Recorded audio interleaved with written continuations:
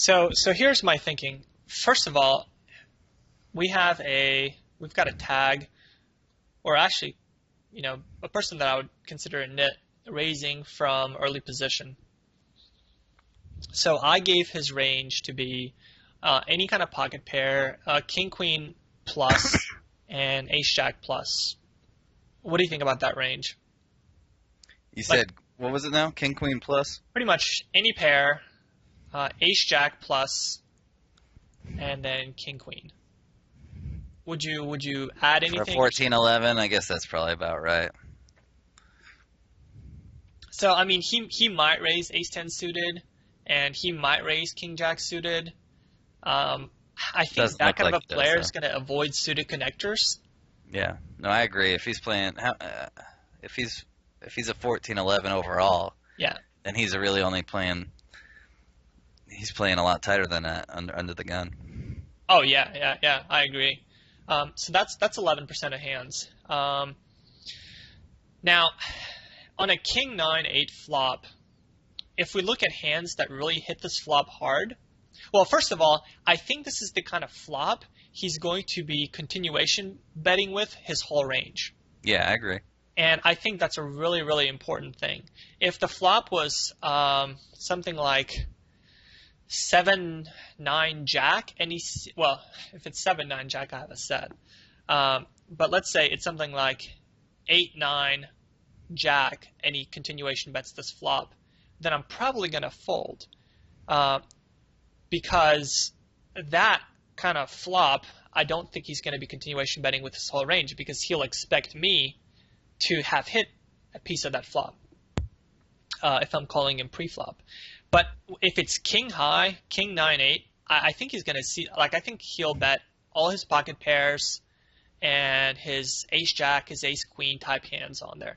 So if we look at the number of hands, so yeah, I think it's important that one of the assumptions is he's going to be continuation betting with pretty much his whole range on this flop.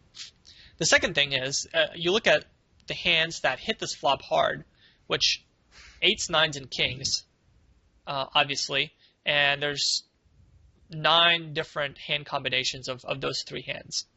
And those 3 hands, I think, are going to 3-bet this flop. Obviously, we're done. He could have ace-king and king-queen, and there's 24 combinations of those 2 hands total.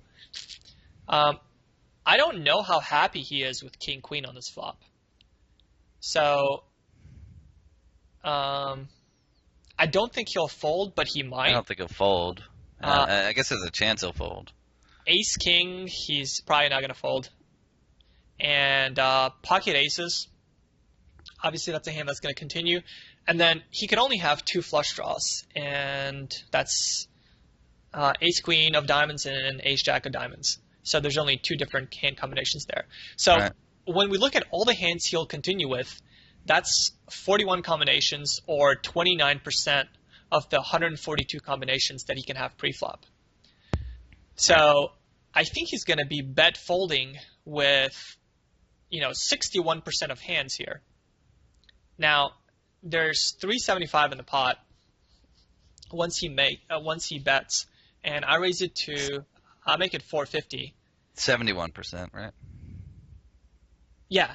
Well, did I say 61? Yeah.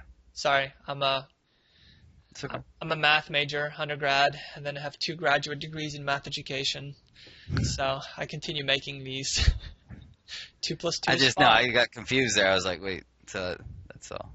Yeah, that's actually a pretty big difference. Yeah, so Right. I think he's going to be bet folding, 71% of the time, and if I raise here, I need him to fold only 55% of the time to show a profit. So I think the raise is going to show an immediate profit versus his range. I was talking about this hand with one of my friends, and he said, well, what if it's an ace-high flop? Like, that's another flop that he's going to be continuation betting with pretty much his whole range. It feels like ace, Ace 9-8. ace 9-8 with a flush draw. Like ace of diamonds, 9 of diamonds, 8 of clubs. And that flop actually does hit a much bigger part of his range, And I But think less flush draws. there's definitely less flush draws. I think the only flush draw you can have there is the king Like high. king queen. Yeah. But I just think he's much more likely to have like a pair, Right. a pair of aces specifically.